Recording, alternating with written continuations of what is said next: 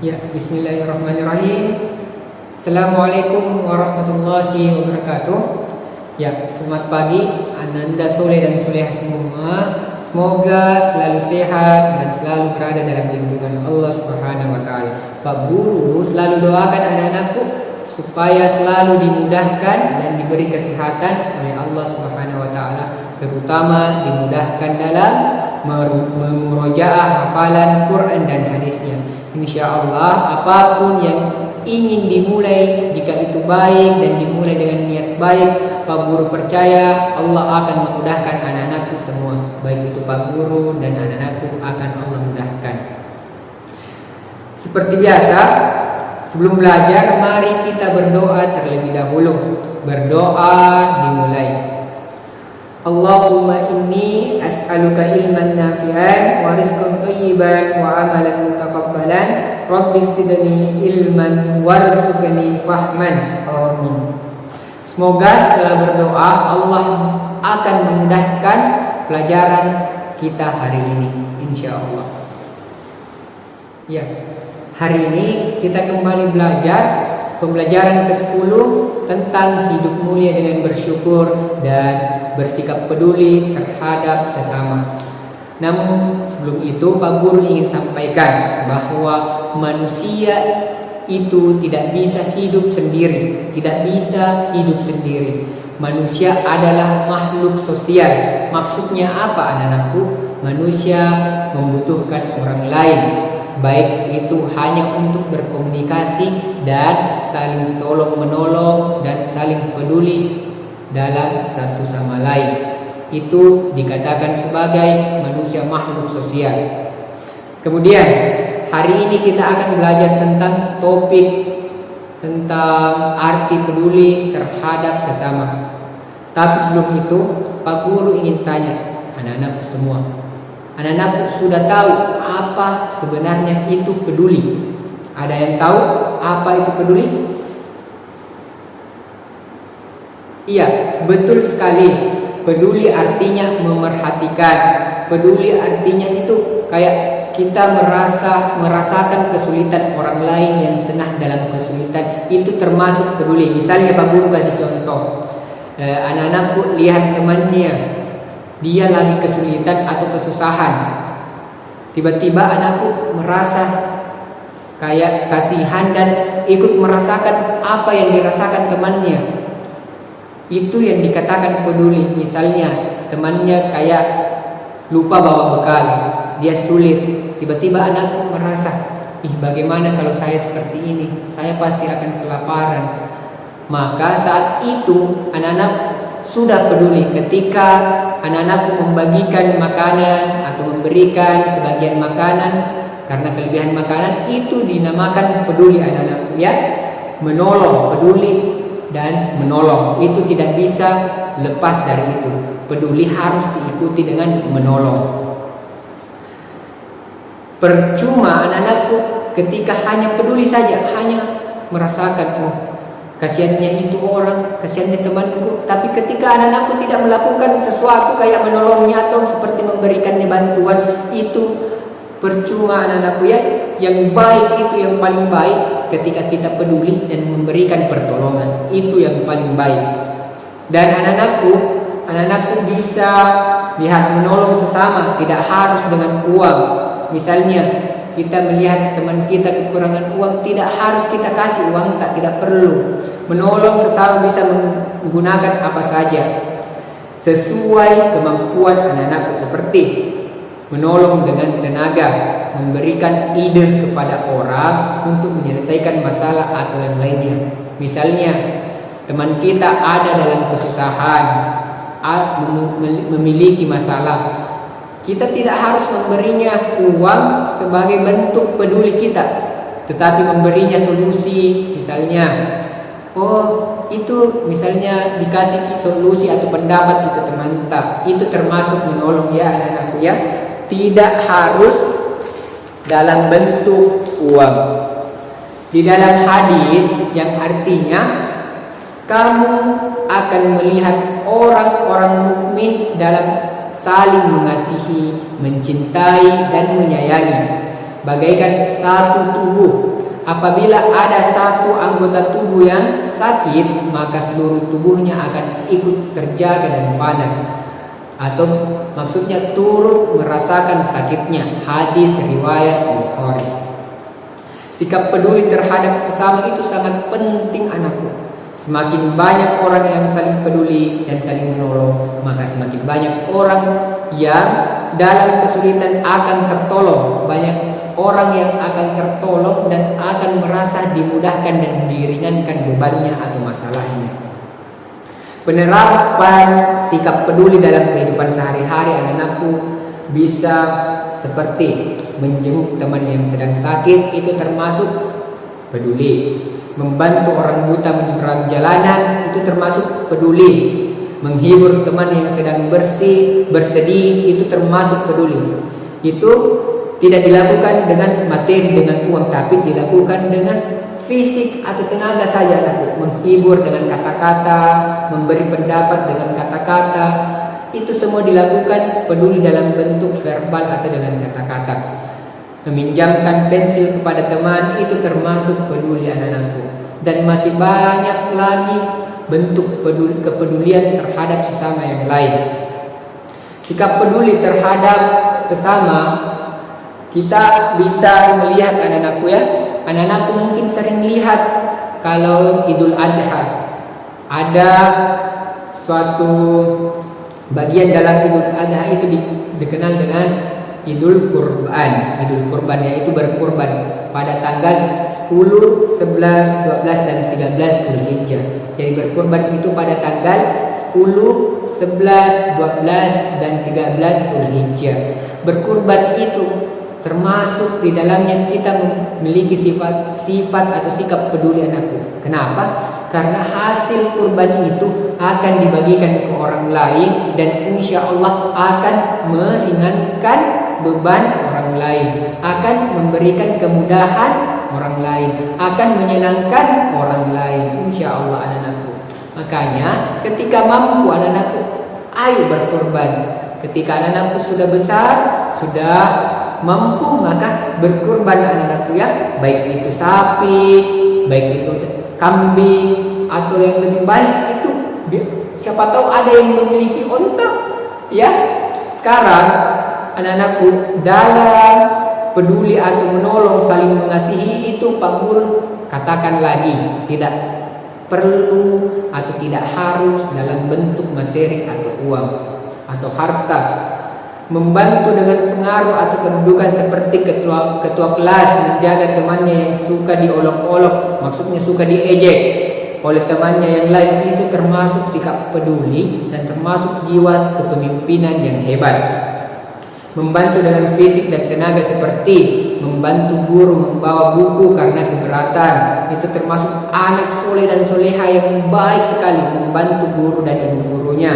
Membantu dengan menghibur atau memberi nasihat, membantu dengan mendoakan seperti mendoakan teman yang akan melakukan perjalanan jauh agar diberi keselamatan dan kesehatan. Ya anak-anakku, sekarang kita sudah belajar tentang sikap peduli, bahwa sikap peduli itu sikap mengasihi atau dan sikap peduli yang baik itu selain mengasihi mengikuti sikap menolongnya ya anak-anakku. Ketika kita mengasihi, maka lakukan pertolongan sebisa kita. Kita akan belajar yang kedua, bagian B, sikap bersyukur. Bersyukur artinya berterima kasih kepada Allah Subhanahu wa taala. Karena apa yang kita miliki, apa yang ada pada kita, pada diri kita ini semuanya dari Allah. Nikmatnya dari Allah. Allah melimpahkan nikmat itu semua untuk hambanya.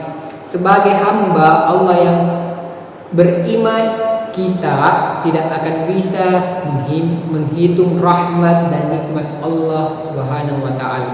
Bayangkan saja anak-anakku ya.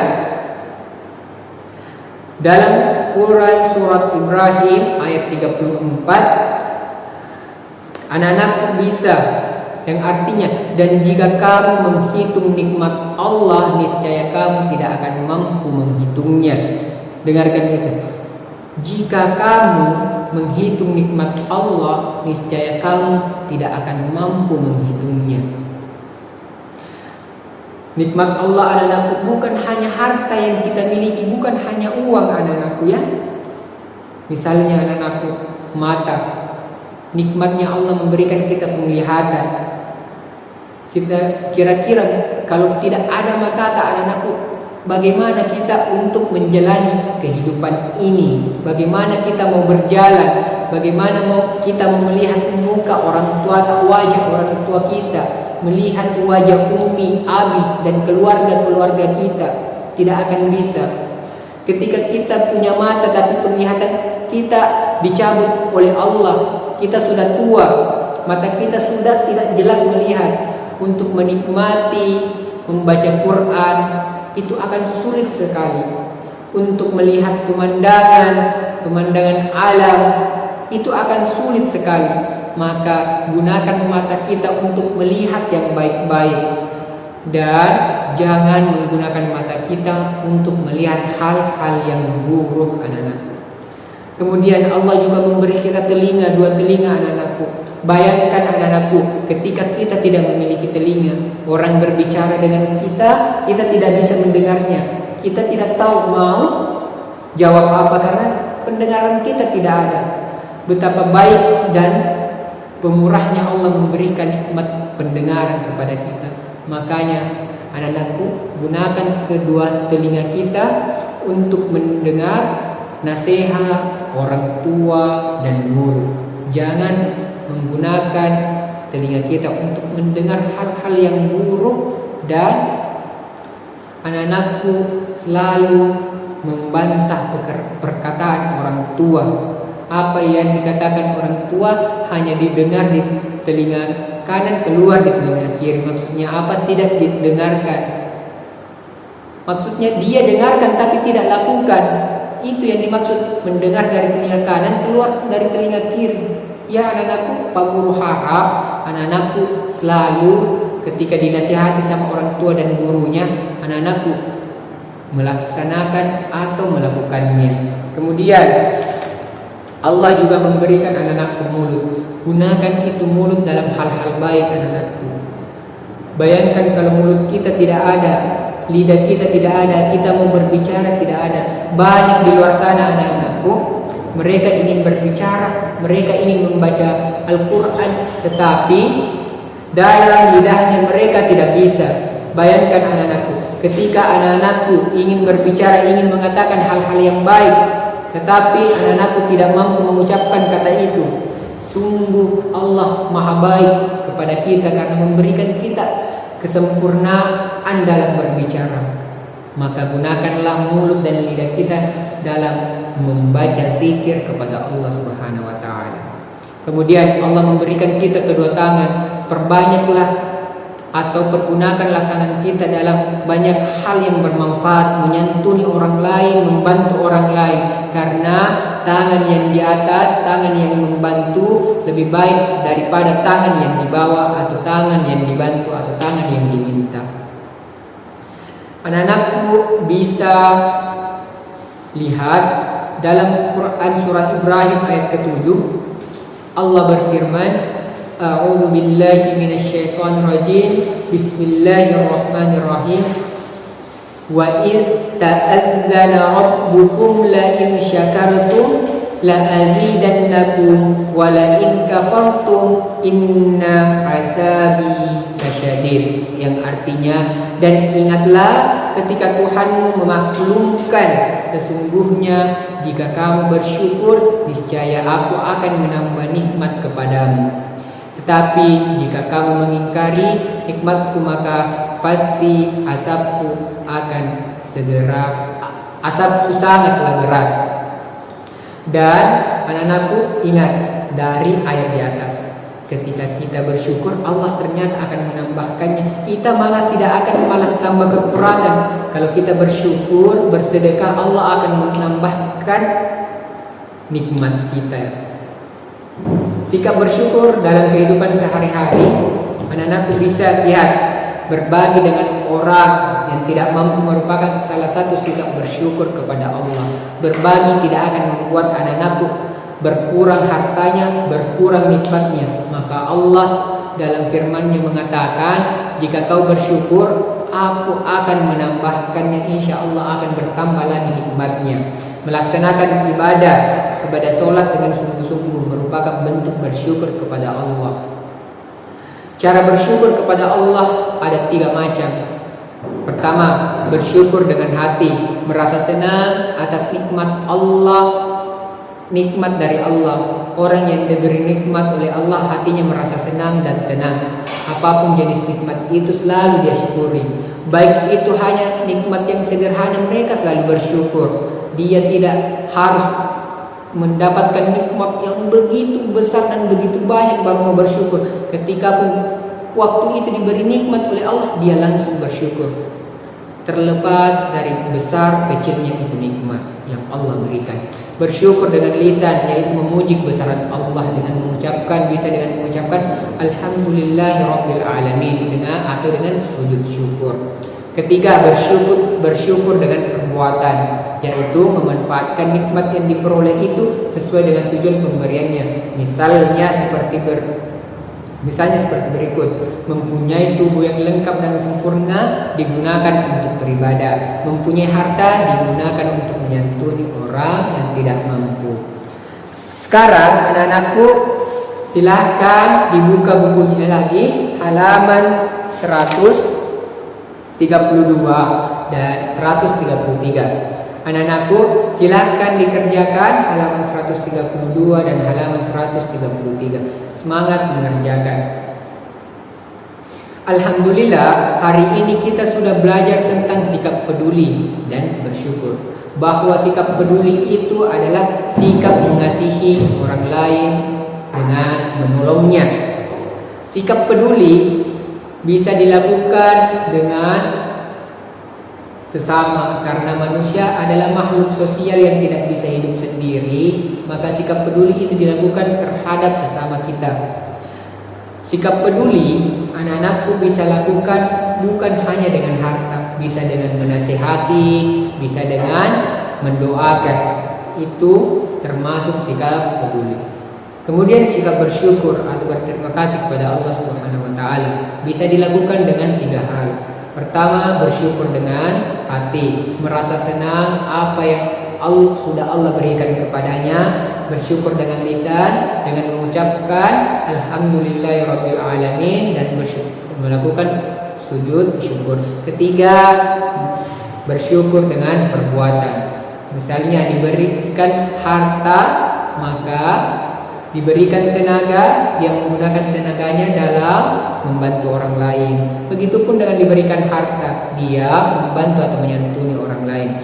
Terakhir dari Pak Guru ingatkan untuk selalu menjaga sholat 5 waktu dan murojaah hadis dan Qur'annya. Pak Guru tutup, subhanakallahumma wa bihamdik, asyhadu an la ilaha illa anta, astaghfiruka wa atubu ilaik. Assalamualaikum warahmatullahi wabarakatuh.